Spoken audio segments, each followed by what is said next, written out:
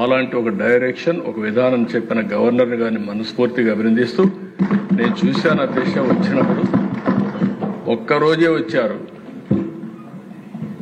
అది ఏదో వాళ్లకు 11కి అవినాభావ సంబంధం ఉంది.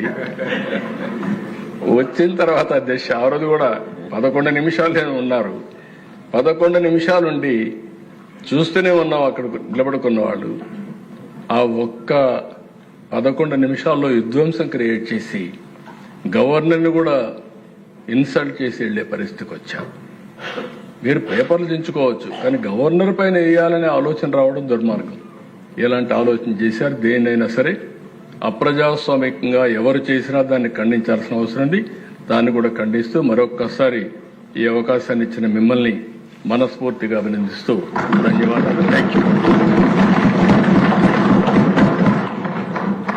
అలాంటి ఒక డైరెక్షన్, ఒక విధానం చెప్పిన గవర్నర్ గారిని మనస్ఫూర్తిగా అభినందిస్తూ, నేను చూశాను అధ్యక్ష వచ్చినప్పుడు ఒక్కరోజే వచ్చారు.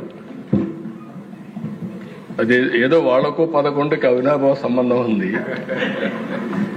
వచ్చిన తర్వాత అధ్యక్ష ఆ రోజు కూడా 11 నిమిషాలు ఉన్నారు. 11 నిమిషాలుండి చూస్తూనే ఉన్నాం అక్కడ నిలబడుకున్న వాళ్ళు.